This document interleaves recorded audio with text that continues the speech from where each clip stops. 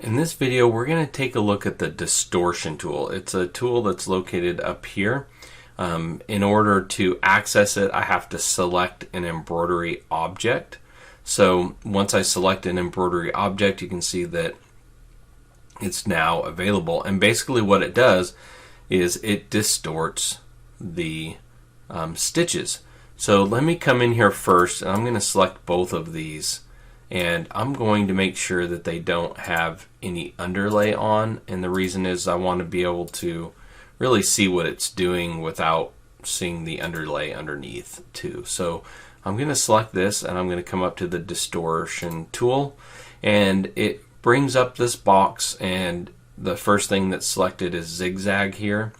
And it can be kind of hard to see, but there is zigzag, there's a wave, twirl, pinch, and that's kind of a circle there, and a spherize. And let's take a look at zigzag first. Each of these do have settings here. So if I come to the zigzag, I have frequency.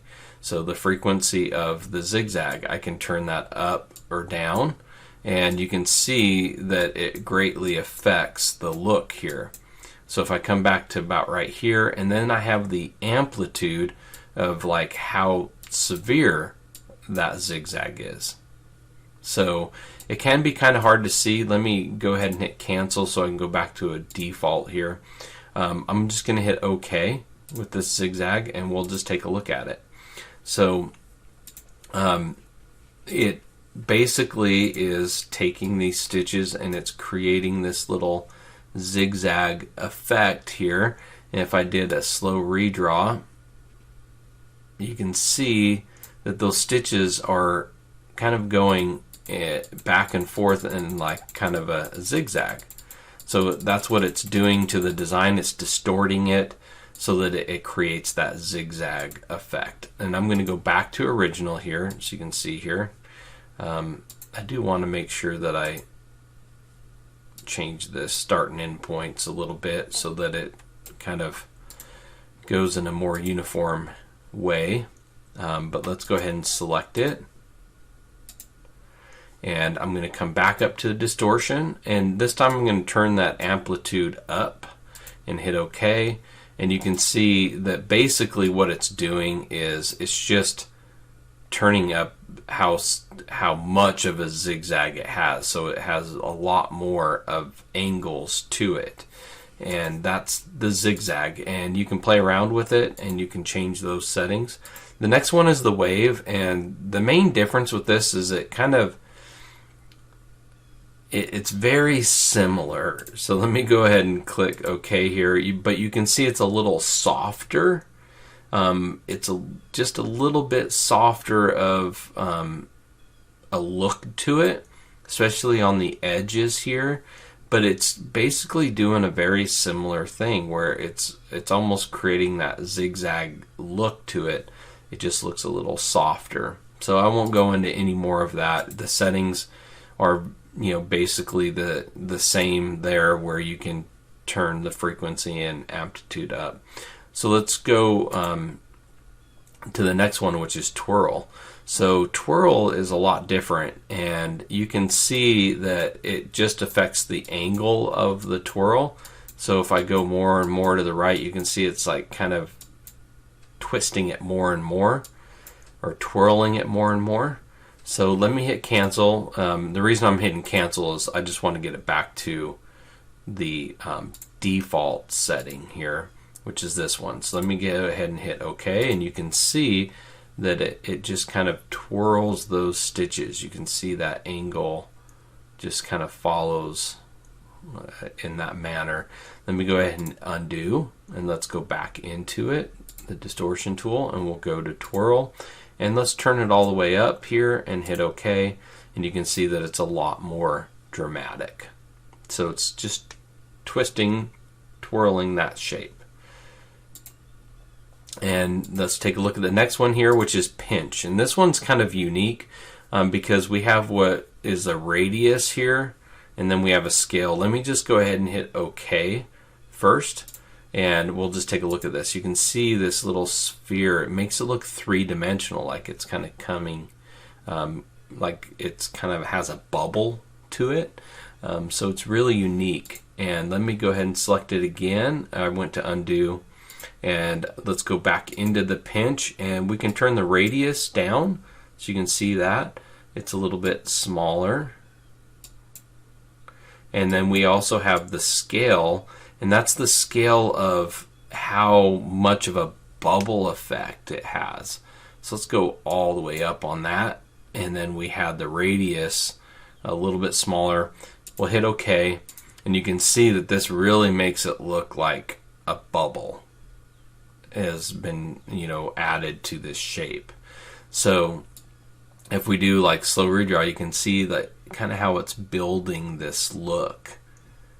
So it's really unique, very different. And like I said, you can control all of these settings right here. When we go to pinch, you can make that radius larger or smaller. Let's go all the way up, and you can see that it really distorts the shape itself, because that radius is kind of making it go all the way to the edge. If we go up more, and then it kind of pops it out. So just something to keep in mind. And like I said, the scale affects how big of a bubble effect it adds.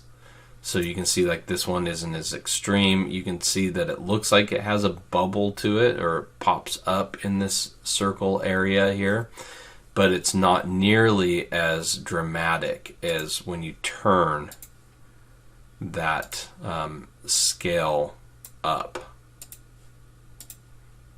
It looks a lot more three-dimensional there.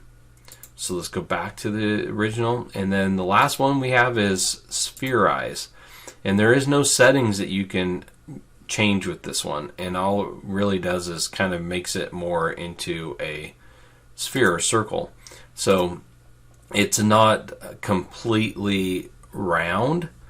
You can see that it kind of has some slant to it because it's still kind of following that shape, but it's a really cool effect.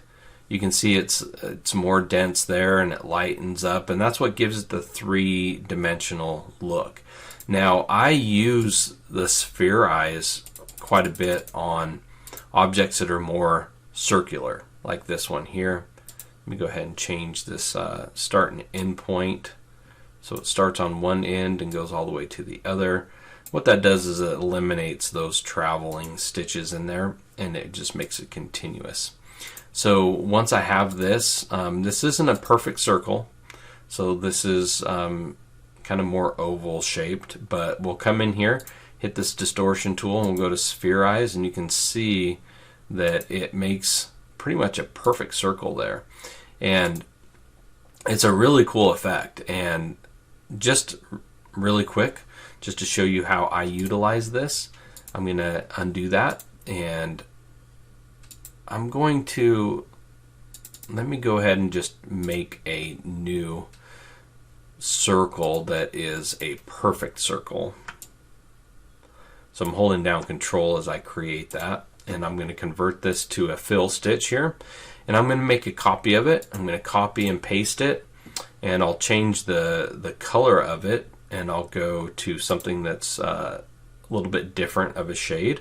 And I will copy and paste that one, and I will do one that is maybe even a little bit lighter. And what I like to do is take this right here, and I like to make it a gradient, and I like to make the other one a gradient as well. So they're kind of like, let's make sure here that one. So I'm going to change one of them to the opposite of the other. So you can see that I kind of have like three different fill stitches here, and they're gradient patterns. You can see the little darker of the green color down here, and the lighter blue is up here, and then we still have that blue right here that's popping up in this middle area. So what I like to do is I like to take that first gradient fill and come up to the distortion, go to spherize, and hit OK. And then I go to the second one, And I do the same thing, spherize it, and hit OK. And what that does is allows me to create this unique color blend where you can see the darker green right here, down here, and you see the lighter, like kind of bluish green up here, and then this is really popping through in the middle, and it just creates a really unique looking three-dimensional color blend. It's really cool. So I just wanted to show you how to do that. Now, there are two other things that I want to go over in this, and that is, you can see that I have text here, and this is in text mode, right? So I didn't have to break it apart or anything like that, but you can select text and you can come up to the distortion tool, and you can see that I can take that and add a zigzag effect to it and hit OK, and you can see that it applies that to the text. Let me come up here and I can do wave and see again zigzag.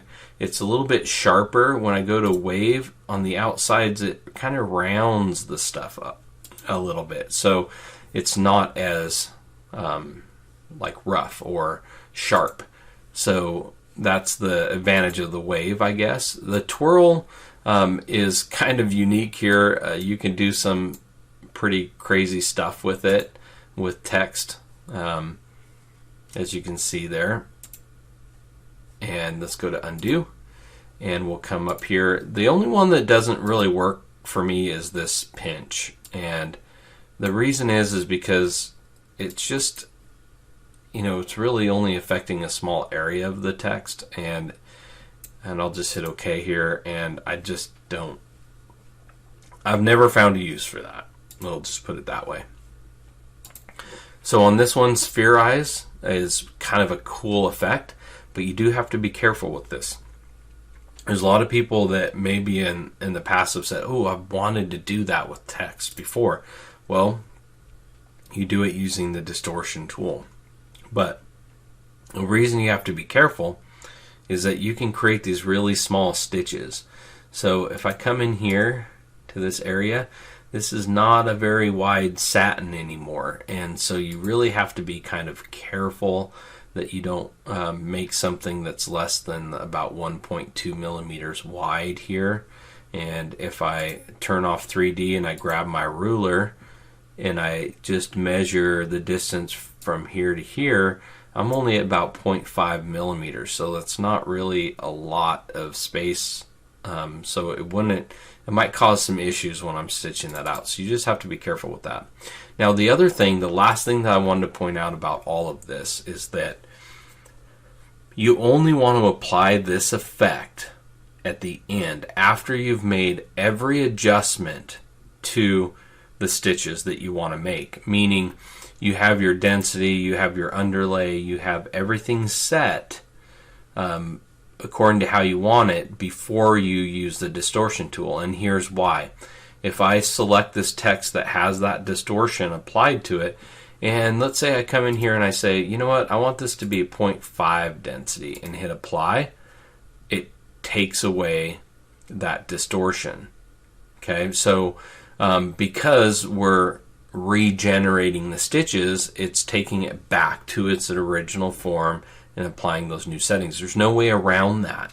Okay, so you want to make sure you make and do all of the settings that you want before you apply a distortion to it. So the same thing can be said about this one right here. If I said, you know what, this one, I want to change that gradient a little bit. I want it to be a little bit tighter, so maybe I put that down to a 2 and hit apply. And you can see that now all of a sudden it's no longer in a sphere shape. So I'd have to go back up here, go to spherize, hit OK, so that it will apply that to it. So I just wanted to point that out. It's just something you want to make sure that you get everything set the way you want it before you use a distortion tool, or else you're going to have to do it again, which is really easy to do, but just wanted to point that out. So the distortion tools are tools that probably aren't used a lot by people, but they can come in handy, especially when you're wanting to create different effects. And so I hope that you play around with them, get comfortable with them, and so that you can utilize them in a project that you work on in the future. So that's the distortion tools.